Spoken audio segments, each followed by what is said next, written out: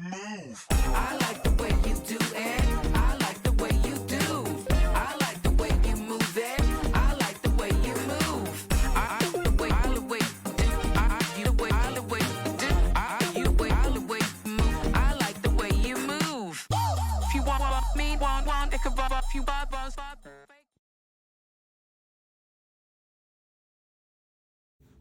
Hi guys, I'm back with another Diddy alert.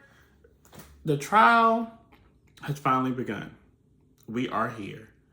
And baby, whew, the tea was hot. Now I know that we all knew about, some of the details about what was happening, with, Diddy and Cassie and everything. But to hear people really account for it on the stand under oath is a little wild. So before we go into that, make sure you like, subscribe, but please comment, share. I want to talk to you guys down below in the comment section, so we could really dig into this. So I want to know how you feel about it. Let me know. So like I was saying, the trial is here, and it is here, okay? So one of the first things that happened was jury is finally over, the selecting of the jurors. There's a lot of back and forth between them. Apparently there was a little bit of an issue with the defense, thinking that the prosecution was trying to remove too many people of color for whatever reason. That got overturned, and they was like, no, this is our reasoning behind this, and da-da-da. So apparently there's I think there are 8 jurors of color and 4 Caucasian people. So, people of color could be anything. That can be Latin, that can be Black, that can be Middle Eastern, so we don't really know what that all the way pertains. But unfortunately, we won't be able to really get to visually see them because it's a federal court case.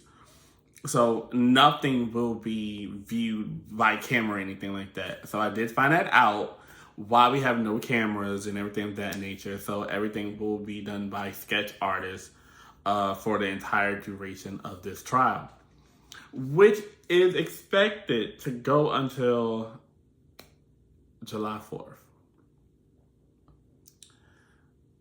This is a long trial. What? We need all this evidence about...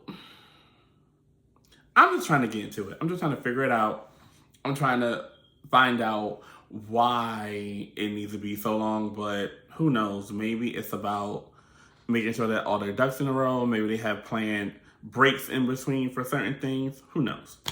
But one of the first witness that the prosecution brought on today was a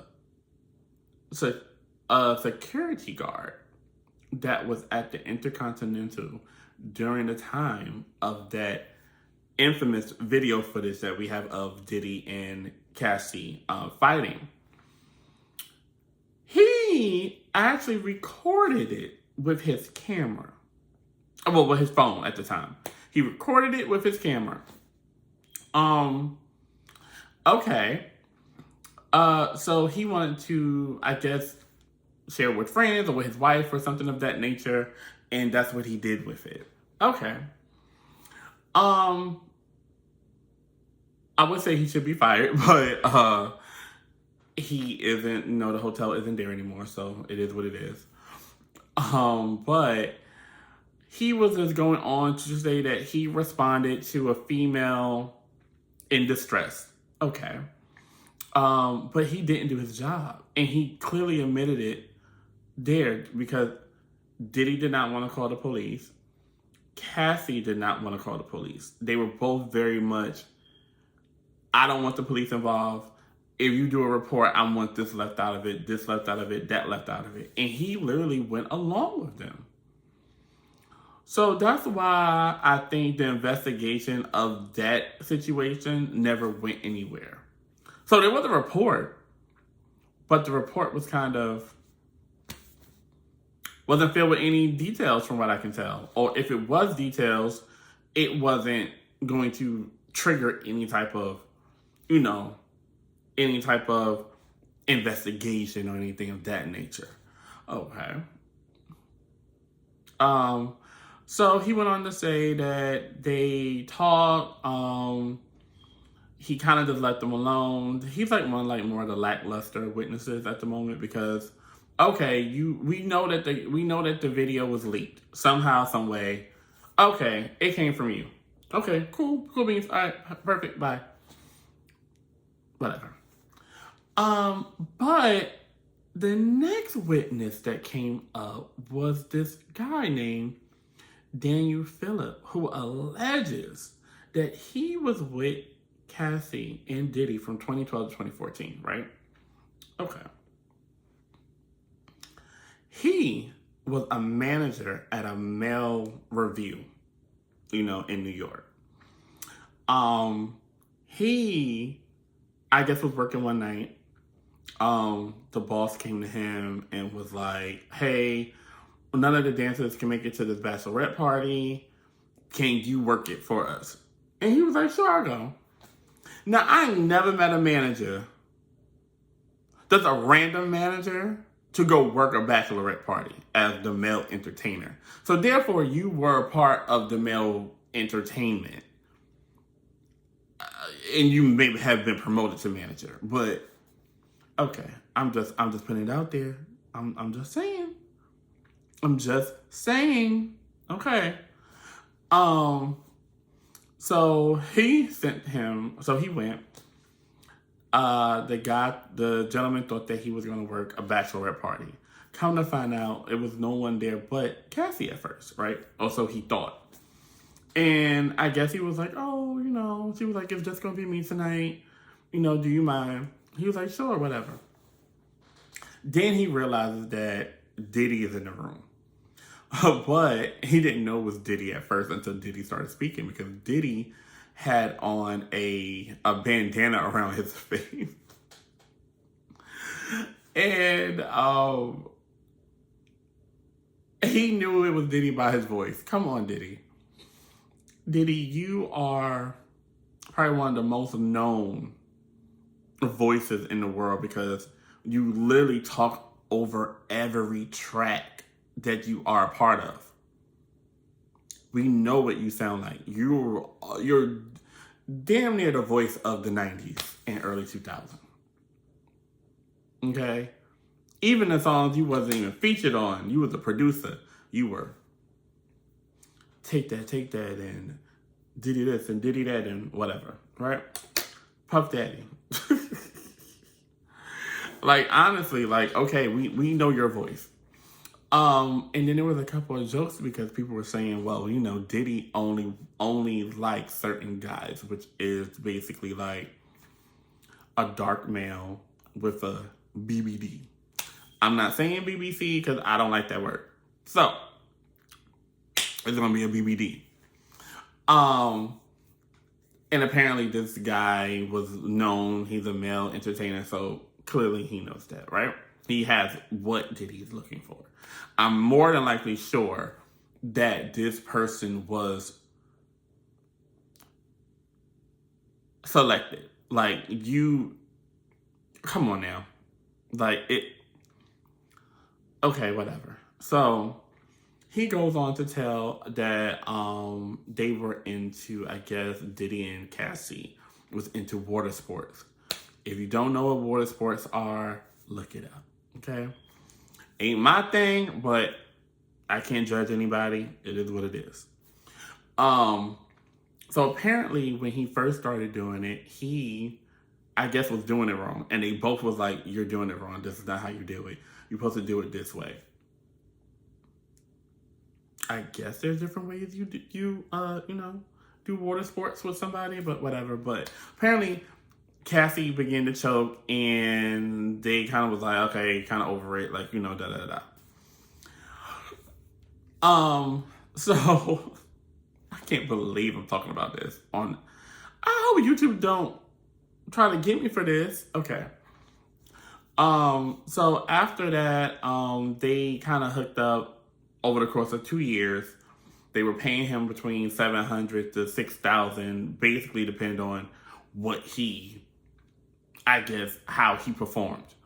Um, at one point, he couldn't perform well because Diddy was in the background talking the whole time, like how he does on tracks, and it becomes annoying after a while. That's how Diddy was in the room. He was off to the corner somewhere while the gentleman and Cassie was engaged in what they were doing, and he would be in the background like, "Oh, do this, do that, don't do this, or move this way, or whatever. I need more baby oil. You need more. I need more." It's a lot. It's freaky. Okay, freaky. But at the end of the day, this whole situation does not really put him in a precarious situation, but I feel like this is kind of like the setup of what's to come. Because now you're kind of like, I feel like they're storytelling now. They're like, hey, we're going to bring this person in, we're going to bring this person in, and they're just going to tell the story about all the different scenarios and everything. And even though we can't say, oh, you're going to go to jail for this because you participated in this, it now becomes this is a pattern of what he likes. So now moving forward, we're going to have, we're going to bring out the big dogs, and we're going to bring out all the things that we know about all of the drugging, all of this, because even the Daniel gentleman mentioned that they did use drugs. They used like Molly, or I think it's MDA or something of that nature, or things like that to keep you going in the mood, because they were saying that they were basically in these various sessions for hours, up to 10 sometimes. So they had to perform. So even though what he talked about, you can't really, you can't really indict him over that. But if they start to bring out people that's like, oh yeah, he hired me to come, but then this happened to me and I told him no, but then it turned into something else. Or, oh yeah, he hired me and I did this and then he attacked me, or something like this. Because the guy did mention that he did attack Cassie while he was there, and he was kind of like worried because apparently Diddy had allegedly took a photo of his ID when he came. And I guess he sent it to another person or what have you. And he was like, oh, it's just for, insurance purposes. Okay, we all know about that. So that's why one of the reasons why the guy did not really go to the public or go out and talk about all of the different things that, that people were like, well, why didn't you say something? Why did you do this? Because he was like, at the end of the day, I spoke to Cassie about it and asked her why she's not leaving. She was like, I'm fine. I got it. I'm good. Even if he would have made her leave and Diddy found out it was him that made her leave, Diddy has all of his information. Okay? And I think that's what people got to kind of think, that Diddy is very powerful. He is a hundred millionaire times over. And I think at one point almost a billionaire. So it's like, who's going to save me? You know what I mean? Like, you have to be very, very careful on how you do this, especially as a man. And everyone keeps saying, oh, the men should have stood up, the men should have done this or done da-da-da-da. But you got to understand, if you've seen this man do the things that he's being alleged of doing, what do you think is going to happen to you? I'm just saying. Like, people apparently or allegedly disappear sometimes, so we don't know what really happens. So back to the Daniel Phillip gentleman, who is the dancer. He basically was just going on about how the different times that they met, what they were doing, and it was very eye opening. I'm not sure if the entire family was there at that point because I know the family did leave. Like the family did leave at one point, and they were like, I think they left like around like maybe like 2 or 3, maybe. But I don't know if they were there to hear all of that. I think that's a lot to hear. It's about people, ejaculating into other people and then other people, removing that from the other person's orifices and then, with their mouth. I don't know. It's a lot. Even if I was an adult, I don't want to hear that about my dad or I don't want to hear any of that. But what the guy basically came across is, because I know there's a lot of talk about Diddy being bisexual or liking men or anything like that to that extreme. From what it came across from the guy was that Diddy just liked to watch. Him and Diddy never did anything in those 2 years that they were together, even when there was another male present. I guess to have a threesome with Cassie and the Daniel guy about what they were doing, and they were I guess him and Diddy and the other guy got into a fight or a little disagreement because Diddy was like, "Why you keep looking at me in my eye?" And y'all all know Diddy does not like to be looked in the eye like that. Even I know that because I watched it on what was that show he was on where he was like the male, not the male. He was a judge, and it was like him, DJ Khaled, Megan Trainor. I think there was someone else, but I can't remember. But anyway, he was staring this guy down, and he was just like, they were both looking at each other. It's a meme. You guys seen it. So yeah, so it was just really crazy. And from what I heard is Diddy's team is kind of just throwing anything out there. Apparently one of the attorneys was just saying, I object, like every 5 minutes on everything. And the judge finally was just like, what are you objecting to? Like, what do you really, like, what are you trying to do? And he kind of was just like, sat back down. Because he had no reason to object. Or if he did, he didn't know why he was truly objecting. So, yeah, man, it sounds crazy. And during a cross-examination with Daniel, the same attorney, was just like fumbling all of his words. Like he was mixing up what the guy's title was, like basically like the phrasing or the slogan of what his company did or the company he worked for did. And he was just like, it's supposed to be the ultimate ladies' night experience, but he was like, oh, you ultimize the ladies' experience. And he was just like, what? Like, what are you talking about, sir? Like, I'm trying to understand, like, what's going on.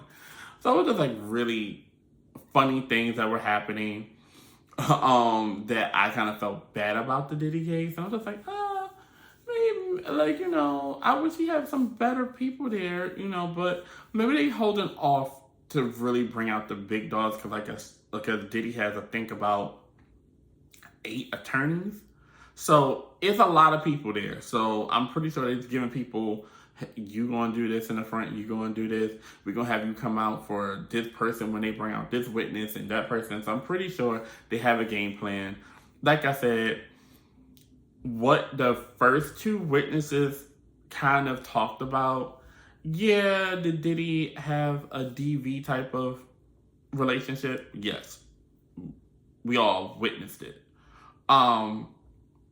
But the statute of limitations are over.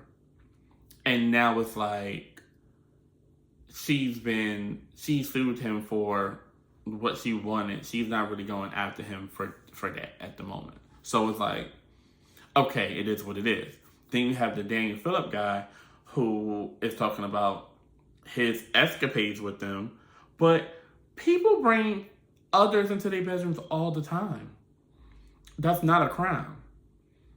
And did he pay them? Yes. Okay, that can be sort of a crime. But people get money all the time for, the things that they do with they man or not man, sugar daddy. Like, it's all relative. So you have to really, truly, you have to prove it. And that's the thing. You have to truly prove it.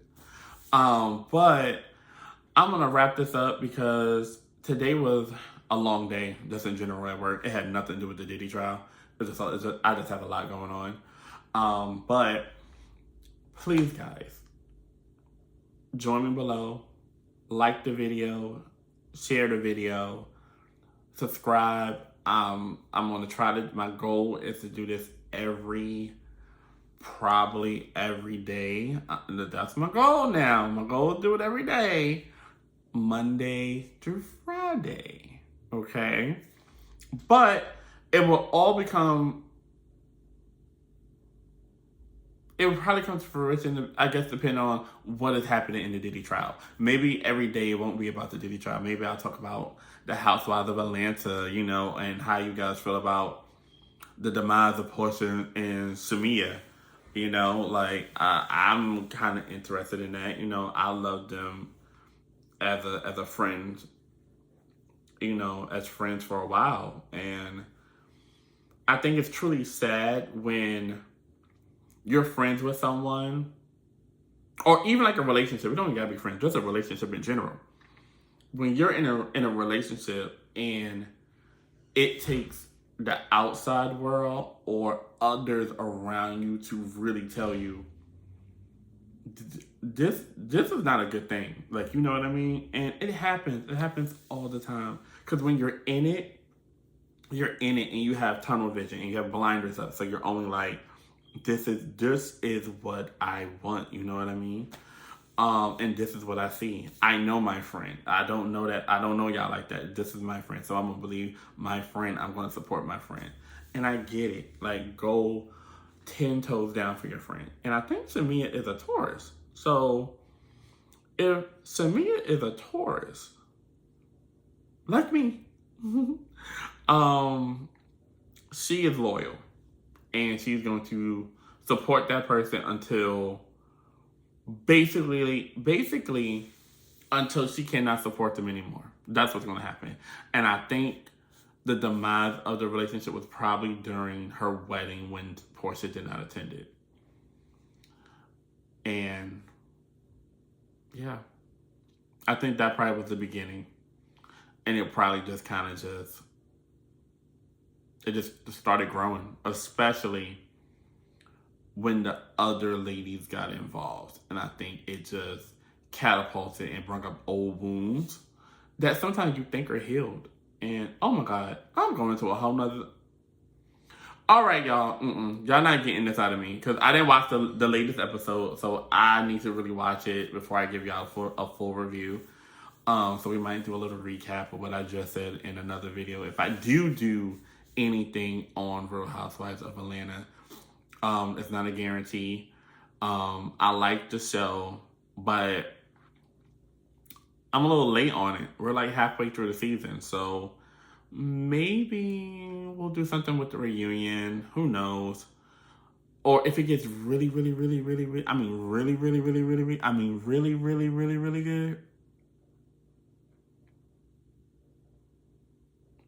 I might do it. All right, y'all. It's been so much fun. Thank you. Like I said, subscribe, comment, share. Thank you. You guys have a great day.